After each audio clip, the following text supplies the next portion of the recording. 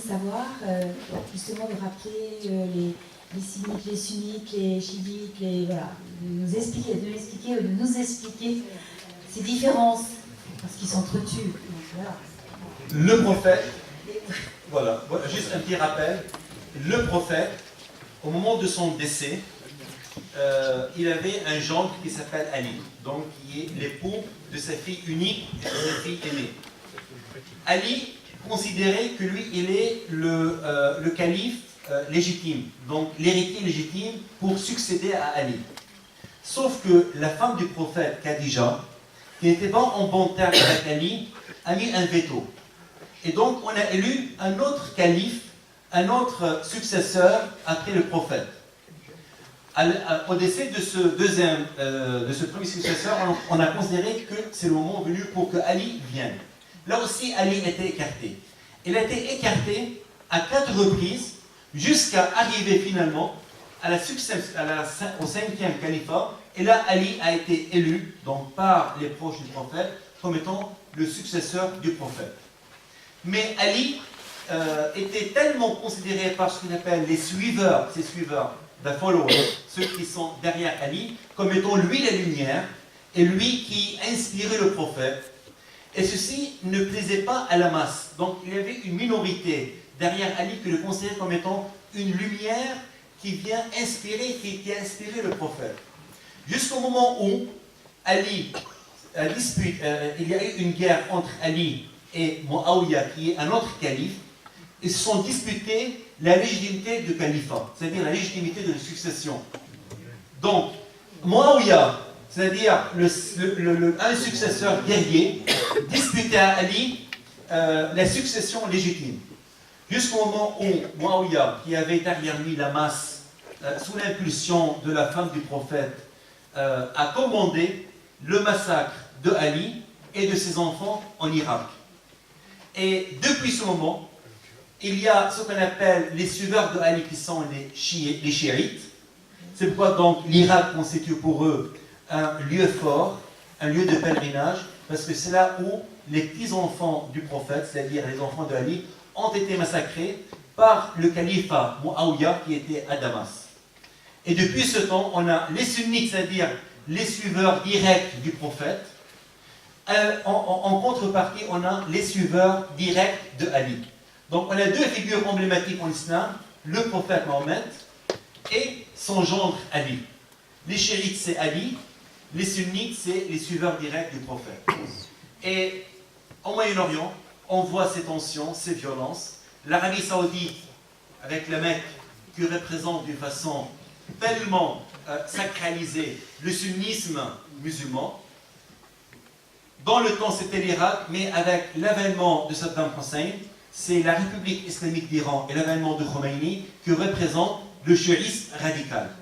Donc on est face à deux radicalités. L'Iran d'un côté qui représente les suiveurs de Ali, la Mecque avec l'Arabie Saoudite qui représente la radicalité sunnite.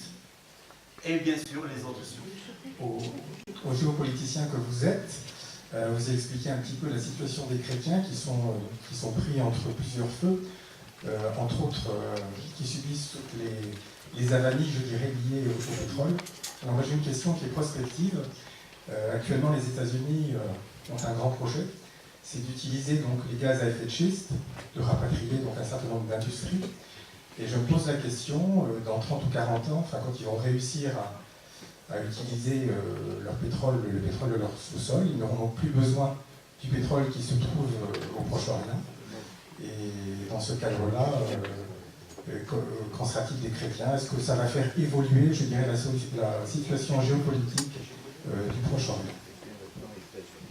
Déjà, les États-Unis n'ont pas besoin, à l'heure d'aujourd'hui, n'ont plus besoin des monarchies du Golfe. Déjà, ils sont autosuffisants à travers leurs ressources pétrolières. Maintenant, ils vont la renforcer. Certainement, cette géopolitique change au gré des mois et des années. Rien n'est figé, rien n'est stable, surtout dans cette région. Je suis partisan du modèle libanais, car c'est un modèle qui garantit une présence chrétienne, malgré le fait qu'on est passé de 55% à 30%. Le souci que j'ai pour les chrétiens d'Irak, pour les chrétiens d'Égypte, pour les chrétiens syriens, les chrétiens palestiniens, c'est que ces gens-là, ils se sentent citoyens de leur pays. Mais les régimes en place, qui sont après tout des régimes musulmans, des régimes où, si on veut être modéré, on s'inspire de la charia, ne donnent pas tous les droits civiques à ces chrétiens. Et donc, les enjeux pétroliers jouent, à mon avis, un rôle peu important par rapport à la survie ou à la menace de ces chrétiens. Ce qui se jouera surtout pour ces chrétiens, c'est qu'on arrive à mettre en place des régimes qui garantissent leurs droits et qu'ils aient comme un droit de veto par rapport à des lois qui peuvent aller à l'encontre de la liberté de conscience, de la liberté d'opinion, de la liberté de rassemblement, de liberté de presse, etc., etc. Donc les enjeux pétroliers jouent moins par rapport à cette garantie. Parce qu'on peut avoir, par exemple, la Tunisie. La Tunisie n'est pas une puissance pétrolière. Et pourtant, dans cette nouvelle constitution, au niveau de cette, je dirais, démocratie libérale, on a encore beaucoup à espérer, car ça reste un État islamique. Et du coup, par exemple, tout mariage contracté par une Tunisienne avec un non-tunisien doit être contracté selon la loi musulmane. Sinon, il ne peut pas être reconnu par l'État tunisien. Donc, il y a encore des efforts à faire. Ces efforts ne peuvent pas être faits d'un jour au lendemain. C'est un effort démocratique et surtout culturel.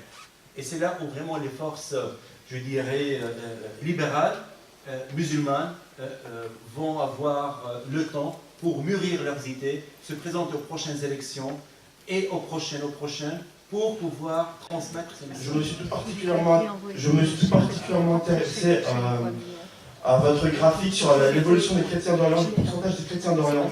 Alors déjà, je voudrais clarifier les choses sur la Turquie, sur lequel le taux serait passé de 20% à 0,1%.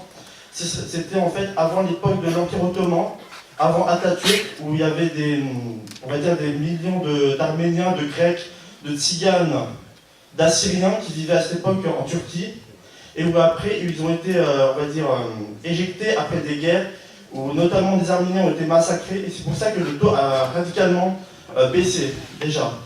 Alors c'est une clarification sur ce point-là. Ensuite, j'ai cru comprendre que les chrétiens en Égypte étaient 10 millions, ce qui représentait, je ne sais plus, 10%. Je ne pense pas, parce que la population de l'Égypte est 84 millions, donc le pourcentage est environ 12-13%, selon mes... Je pense. C'est-à-dire qu'il y a deux versions. Il y a la version du pouvoir en place qui dit qu'ils sont 5 millions, oui. Et une version du pouvoir, enfin des coptes eux-mêmes de l'Église, qui est plutôt 15 millions. Donc on essaie un peu de couper la part en deux. On n'a pas des statistiques objectives. Et je voudrais enfin arriver à ma question. J'ai vu dans un reportage que le nombre de chrétiens en Irak avait diminué de moitié. Alors ma question est, est-ce que les chrétiens d'Irak, de Jordanie, de Palestine, d'Égypte et de Syrie sont carrément voués à disparaître comme le peuple, comme les Juifs au Yémen, en Irak ou au Maroc?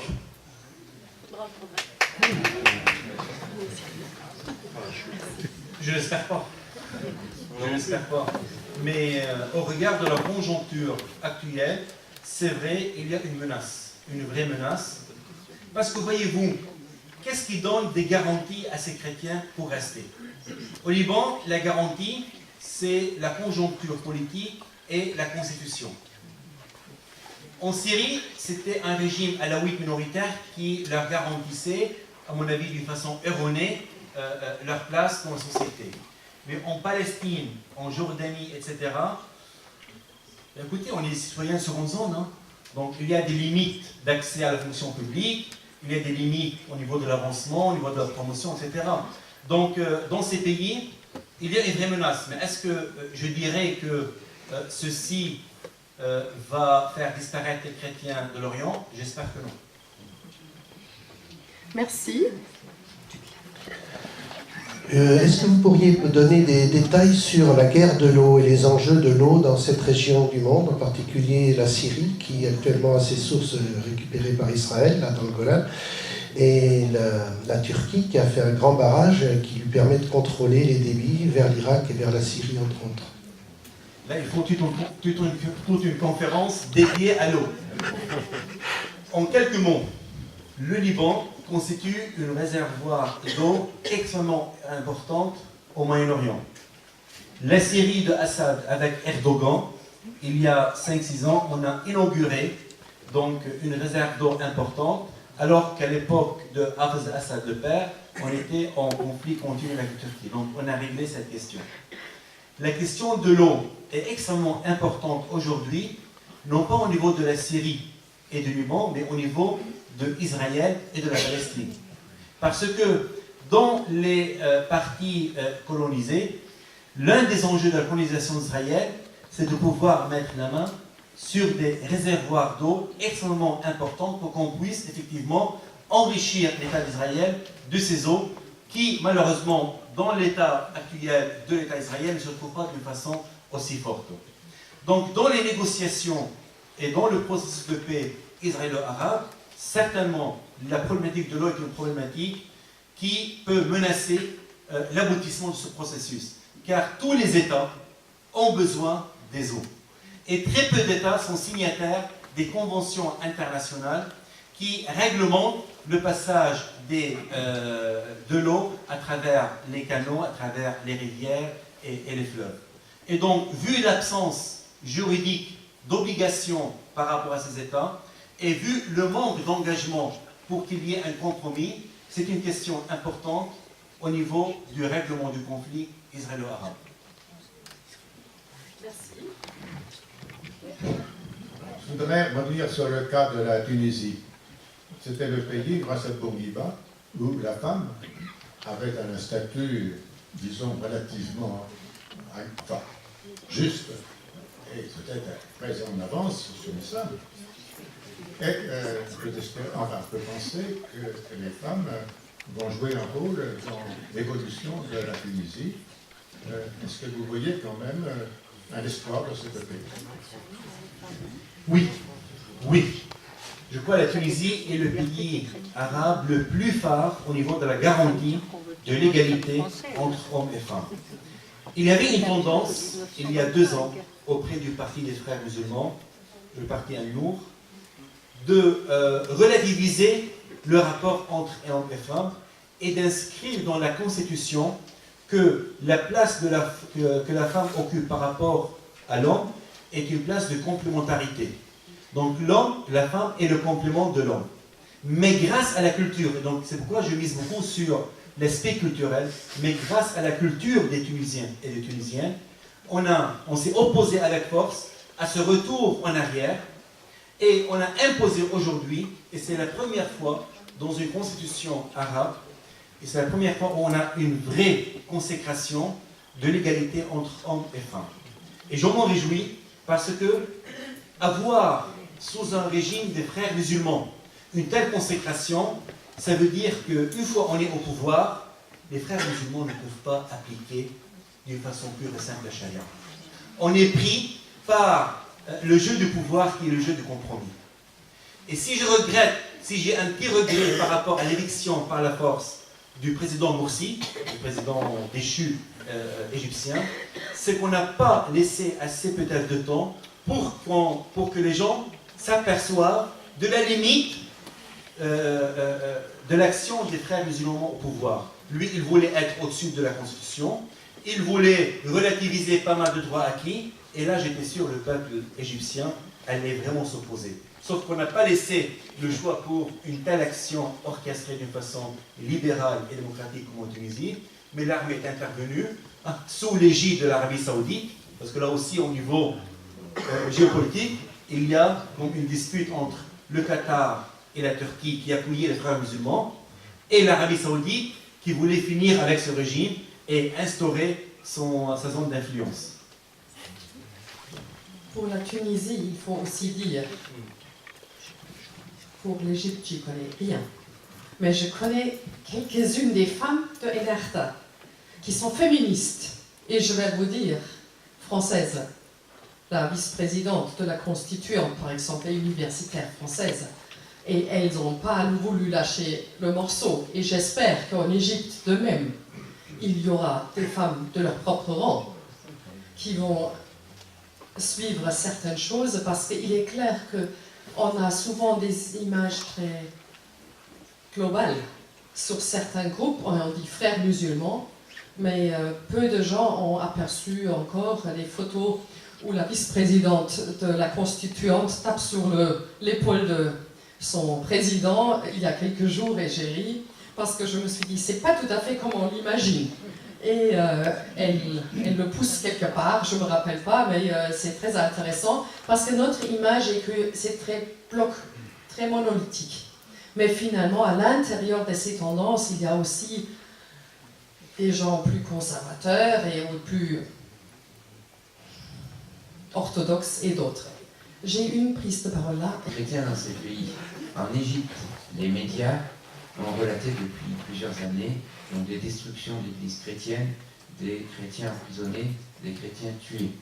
Donc qu'en est-il à l'heure actuelle en Égypte et puis aussi dans les autres pays que vous mentionnez, puisque vous parliez simplement de n'ont pas droit au même droit, n'ont pas accès à la fonction publique, mais il y a carrément aussi une persécution. Si je parle de l'Égypte de Hosni Moubarak, donc un régime entre guillemets laïque qui vient de l'armée, la condition des chrétiens n'était pas une condition favorable. Car on ne détruisait pas des églises, mais il y avait un dispositif législatif qui interdisait la réparation ou la réhabilitation d'une église s'il n'y a pas à côté la construction d'une mosquée. Donc il y avait une certaine disposition, presque je dirais impossible à réaliser, même pour changer des vitraux, pour réparer, je ne sais pas, pour faire la peinture. Il fallait qu'il y ait, pour maintenir un certain équilibre, il faut qu'il y ait à côté l'autorisation de construire une mosquée. Et donc voyez-vous comment les choses étaient tellement compliquées. Mais j'ai une information non moins intéressante, c'est que, connaissant de près quelques évêques et quelques amis en Égypte, depuis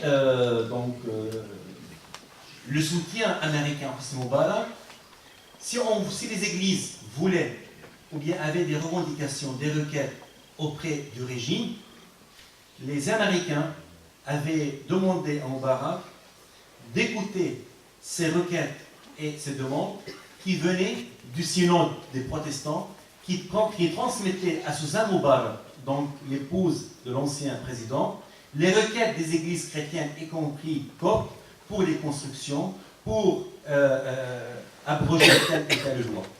Donc, il y avait toujours une certaine médiation qui est passée pour qu'il y ait effectivement des actions légitimes qui vont dans le sens des intérêts chrétiens. Mais c'est vrai, donc, par exemple, l'attentat qui a eu lieu avant l'éviction de Moubarak dans l'église veille de Noël, c'était quand même le ministre de l'Intérieur de Moubarak qui a été reconnu coupable d'avoir orchestré cet attentat en collaboration avec les extrémistes. Donc d'un côté, on voulait protéger les chrétiens ou leur donner l'impression qu'on les protégeait, sinon les frères musulmans qui allaient prendre le pouvoir allaient les persécuter. De l'autre, on avait une certaine action compromettante avec les forces extrémistes qui leur laissaient un peu les pieds pour brûler, pour persécuter tel ou tel chrétien. Par exemple, la grippe porcine est arrivée en Égypte. Qu'est-ce qu'on a commandé? Elle n'a rien à voir avec le porc, la grippe porcine. C'est pas le porc, mais c'est une composition chimique qui a fait que c'est une grippe porcine. Alors qu'est-ce qu'on a fait pour lutter contre la grippe porcine? Ah ben voilà, on a tué tous les porcs. On a tué que ça vient du porc. Tout en sachant que le régime savait que ce n'est pas un problème de porc, mais c'est une composition chimique qui a donné son nom à la grippe porcine. Donc c'était pour donner, voilà, plus, je dirais, de satisfaction aux musulmans en tuant les porcs et en satisfaisant un peu leur revendication. Bonjour monsieur, j'aurais une question au sujet du gouvernement français et de la Syrie, puisque depuis 3 ans, on voit que tous les gouvernants français ont une position qui semble à peu près sans nuance à ce sujet, de soutien total à l'opposition. Je pense notamment aux positions du Laurent Fabius, qui a eu des propos extrêmement durs encore récemment. Et donc, je voulais savoir, est-ce que l'on peut, enfin en tout cas, on a l'impression que nos gouvernants semblent ne plus avoir, d'indépendance de leur politique étrangère au Proche-Orient et suivre uniquement les désirs de la politique américaine, voire du Qatar. Alors je voudrais savoir, est-ce que ce constat, peut-être un peu extrémiste, a des fondements réels? Est-ce qu'on peut dire que la France est aujourd'hui une sorte d'agent du Qatar au Proche-Orient? Et autre question, comment est-ce que la population syrienne ou libanaise réagit à ces positions de la France, alors que la France a quand même de très nombreux liens historiques avec ces pays? Merci. Question extrêmement importante. Premièrement, concernant l'opposition syrienne.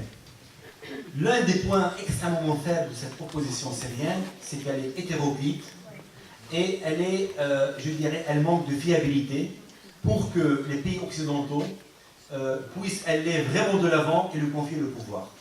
Tellement hétéroclite, tellement divisée sur elle-même, tellement, je dirais, avide de pouvoir en tant que tel, n'a pas de projet, n'a pas de vision. Donc c'est tellement, je dirais, une lutte intestine entre le parti des frères musulmans, entre les djihadistes, entre les laïcs, entre les chrétiens, le Qatar et la Turquie qui soutiennent le Conseil national, l'Arabie saoudite qui soutient la coalition.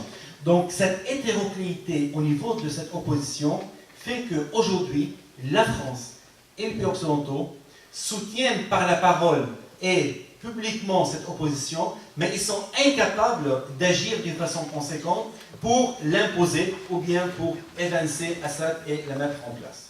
Premièrement. Deuxièmement, depuis 2 ans, le regard de l'Occident et surtout des États-Unis a changé en Syrie. Car, que voulez-vous d'un pays comme les États-Unis qui s'est engagé en Afghanistan, en Irak pendant plus de 12 ans, qui a dépensé plus de 100 milliards de dollars.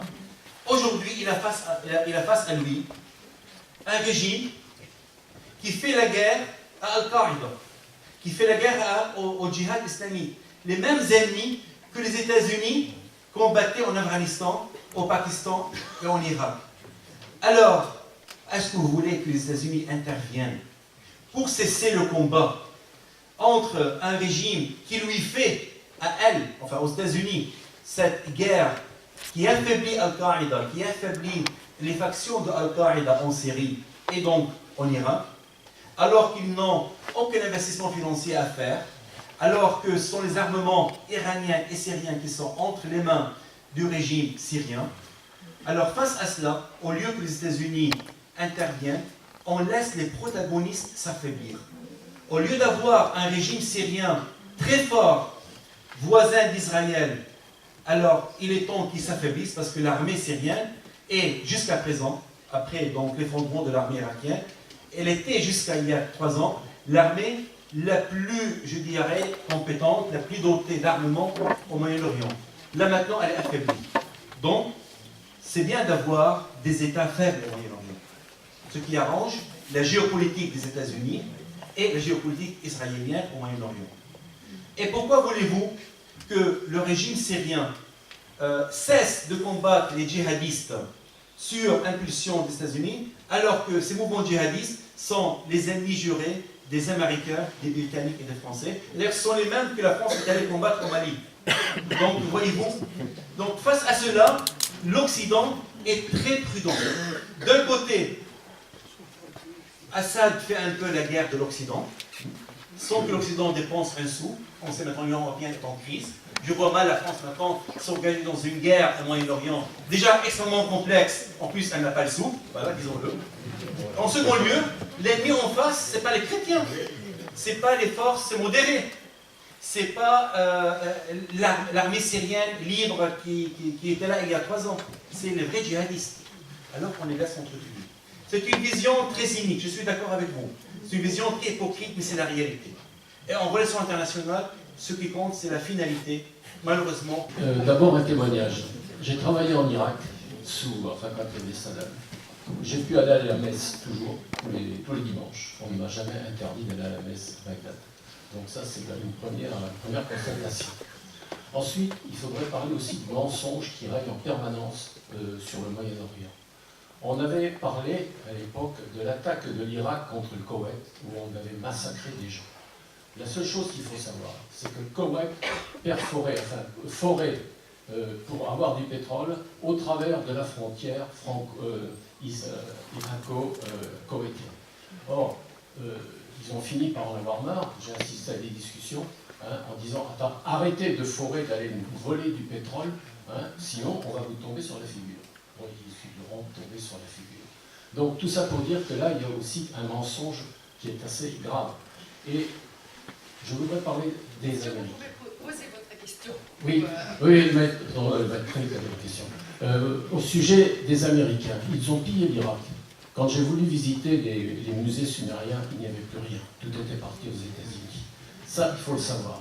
Et je crois que le fait d'avoir fait péter le verrou dont vous parliez tout à l'heure, à savoir le croissant, où on a enlevé le morceau irakien, maintenant c'est le morceau syrien, mais je crois qu'il faut interdire aux États-Unis d'intervenir.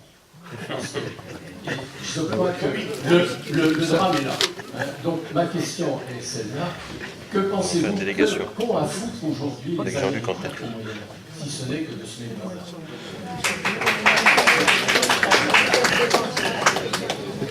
Mais écoutez, depuis que Barack Obama est là, au pouvoir, sa lignée politique, c'est une conférence que j'ai donnée pendant l'été à Melbury, donc au Melbury College. Depuis que Barack Obama est là, sa lignée de conduite, c'est en premier lieu l'intérêt des États-Unis à l'intérieur des États-Unis. Donc, moins d'interventionnisme et moins, je dirais, d'engagement ailleurs, surtout au Moyen-Orient. C'est vrai, votre point de vue, votre témoignage, tout à fait vrai. Donc, je ne dirais pas non. Mais sachez que si les États-Unis n'interviennent toujours pas dans ce conflit au Moyen-Orient, déjà, ils sont critiqués aux États-Unis, ils sont critiqués au Moyen-Orient. Maintenant, l'Arabie Saoudite un peu est fâchée des États-Unis parce qu'ils n'interviennent pas. Maintenant, l'Arabie Saoudite veulent plus traiter avec la France, mais bon, ça c'est pour quelques mois. Après, on sait bien que les intérêts géostratégiques vont revenir.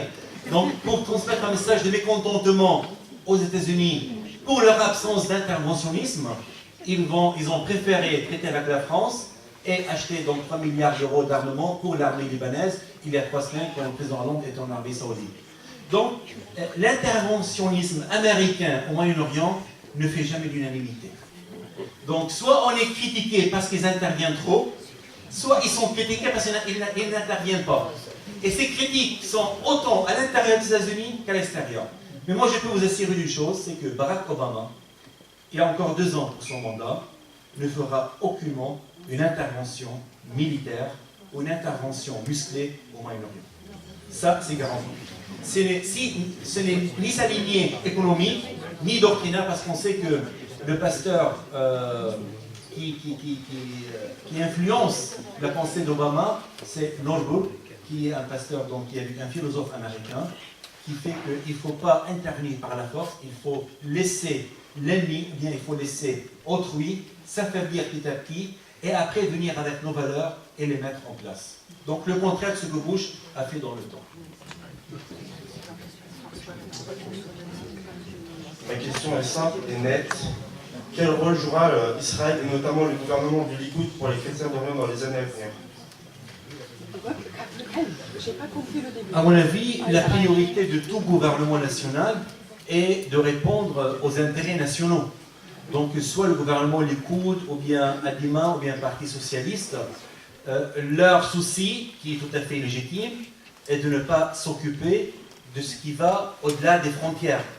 Par contre, je pourrais vous dire qu'est-ce qu'il en sera par rapport aux chrétiens d'Israël. Alors ça, c'est différent. Qu'est-ce qu'il en sera par rapport aux chrétiens d'Israël? C'est-à-dire les chrétiens arabes d'Israël, comme d'ailleurs les citoyens chrétiens israéliens, comme les citoyens musulmans israéliens, également, ils ont des limites par rapport à la promotion dans la vie sociale, par rapport à la promotion dans la vie politique, par rapport aux accès dans le pouvoir politique. Et ceci a été dénoncé à plusieurs reprises par des organisations non gouvernementales. Donc, il n'y a pas de politique israélienne par rapport aux chrétiens du Moyen-Orient. parce que, à mon avis, c'est très légitime de ne pas avoir des soucis au-delà des frontières. Mais ce que j'espère, c'est que le pouvoir en place, ou à venir, prendra en considération plus l'appartenance nationale, plus la citoyenneté, que plutôt l'appartenance confessionnelle ou religieuse. Deux choses. Vous avez dit tout au début, en parlant de leur lien, il y avait une unité de fait entre les chrétiens. Pour moi, c'est ce que j'ai noté. Vous avez dit aussi que les chrétiens étaient très attachés à leur pays. Est-ce qu'on voit poindre, ou est-ce qu'on peut espérer poindre, une sorte d'organisation générale de ces chrétiens pour affermir leur position dans les différents pays? Je ne parle pas du Liban en particulier, mais des autres pays. Merci. J'espère qu'il y aura vraiment, c'est-à-dire que cette union de fait soit plutôt institutionnalisée et soit plus structurée. Jusqu'à présent, elle est plutôt plus, je dirais, la conséquence d'une situation de fait parce que l'autre vient persécuter, parce que l'autre a un dispositif législatif qui ne va pas dans l'intérêt des chrétiens. Mais j'espère que ce sera davantage structuré. Et s'il n'y aura pas un appui de force qui vient de l'extérieur pour acculer les pouvoirs en place à prendre en considération ces aspirations structurées, bien entendu, on risque quand même de ne pas avoir des résultats concrets. Il y avait tout à l'heure, vous aviez dit, et la question des négociations, et peut-être surtout la question, nous aujourd'hui comme Français, en Europe, qu'est-ce que vous pensez qu'il faut faire et surtout qu'est-ce qu'il ne faut pas faire? On a bien vu que les États-Unis faisaient de temps en temps des choses et 2 ans plus tard, regardaient un peu éblouis que ce qu'ils avaient fait avait apporté plutôt ce qu'ils n'avaient pas souhaité. Alors, sur quoi aujourd'hui l'intérêt serait de porter secours et soutien et qu'est-ce qu'il faudrait mieux pas faire? Déjà, il y a des ONG françaises qui sont présentes en Syrie, qui sont présentes en Égypte. Et c'est vrai, ces ONG, il ne faut pas de distinction. Et c'est vrai, quand on est dans la misère, on n'est pas chrétien, on n'est pas musulman, on est humain. Et donc, ces ONG françaises qui agissent en Libye, en Tunisie, en Égypte, ne font pas de distinction, même si ces ONG sont chrétiennes. Mais la chose la plus importante qu'on peut vraiment faire, c'est que dans ces pays, en Orient, il n'y a pas quelque chose qui s'appelle laïcité. Il y a quand même un contexte, un environnement fondamentalement religieux. Donc, je connais la culture française et je connais la culture orientale. Et c'est vrai, en Orient, on est citoyen plus quelque chose. On est citoyen catholique, on est citoyen chiite, on est citoyen sunnite. On ne peut pas dissocier les deux. C'est vrai, les chrétiens d'Orient sont plus francophones, sont plus portés vers l'Europe, parce qu'ils voient en l'Europe non pas la puissance laïque, mais la puissance historiquement chrétienne, donc historiquement humaniste. Si effectivement en Europe on essaye d'avoir ce même regard par rapport à ces chrétiens qui ont besoin de soutien, mais qui ont besoin d'être premièrement structurés, organisés, moi ce que j'espère c'est que ce regard de chrétiens d'Orient vers l'Occident sera croisé par le même regard de soutien des chrétiens européens vers les chrétiens orientaux.